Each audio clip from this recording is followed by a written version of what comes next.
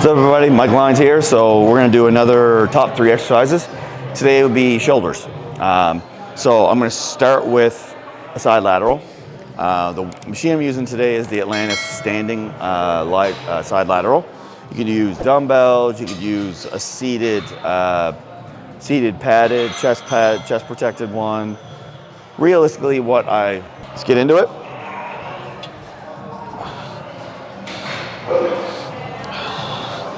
So, a lot of people hold it like this. I like actually putting my hands on the inside like this. What that does is it takes my grip out of the equation. As the weight progresses, yes, it does kill the wrist. So wrist wraps would be the best thing to kind of help with that pain, because it's basically weight right on the bone of your wrist. But I'll show you here. So,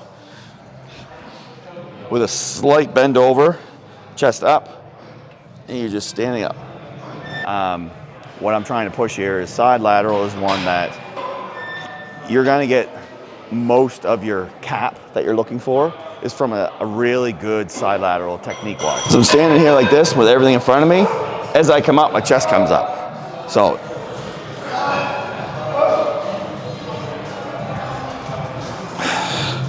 down, chest comes up, down, chest comes up. And you're seeing that, like when I come in, you can actually see the shoulder stretch out, and that's up, shoulder stretch, up. So if it's something that you're having troubles with, use the seated pad with the chest pad in front of you.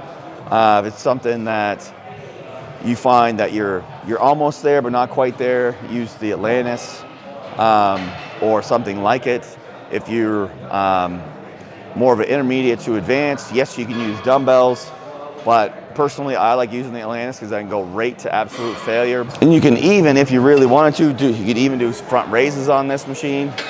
Single arm to the front.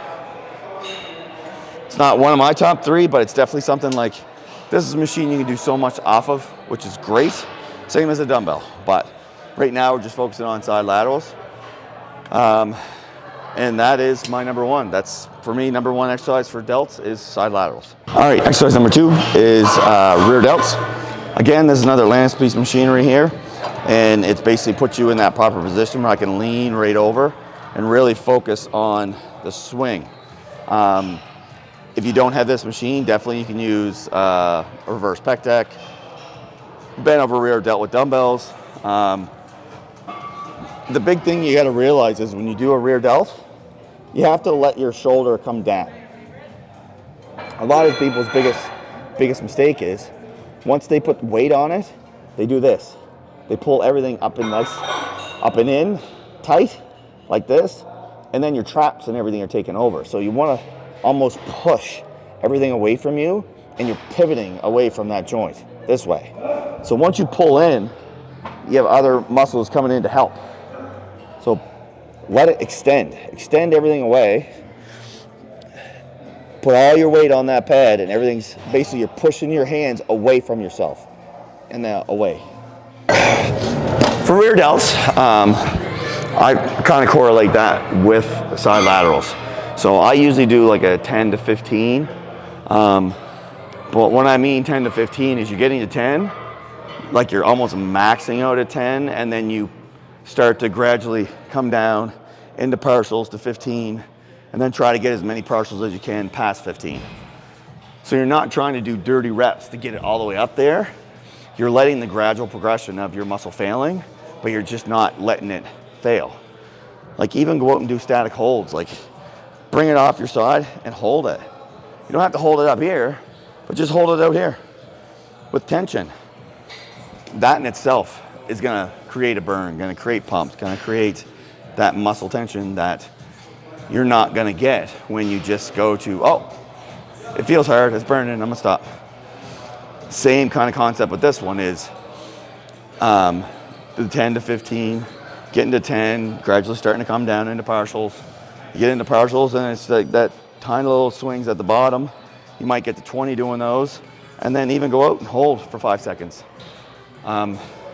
You're trying to max out the muscle, and both muscles are smaller muscles compared to every other muscle on your body. So you want to push it to the limit. So that's how I correlate doing shoulders. I push it high volume and push it as far as you can to max failure. All right, so exercise number 3 for shoulders will be press. So the gym I'm in today, obviously it's a tad bit busy, so I'm going to use a Viking press to demonstrate. So realistically with this, you can use dumbbells, seated press, you can use a pin-loaded press, you can use a Smith machine. I'm not a real big believer in barbell military press, just because it can lead to so many injuries.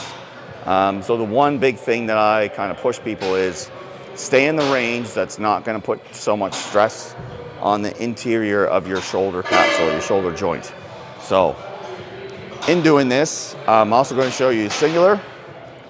So basically what I want you to do is, if you're doing a single arm and you actually have a Viking press, grab a hold of this side here, get yourself in an athletic stance, and you're gonna bring it down just to about mouth or nose level, and up,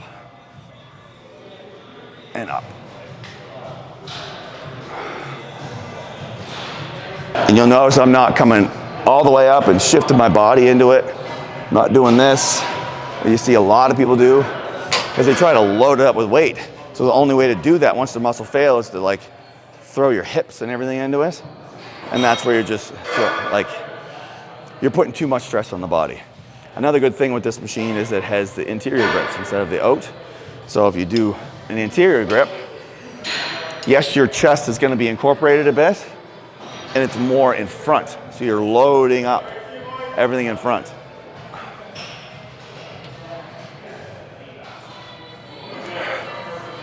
So it's a little bit different. I want to stay mostly onto the shoulders if I'm doing it that day, so I stay with the outer grip. But press is something that I would definitely do to increase shoulder strength and shoulder basically size.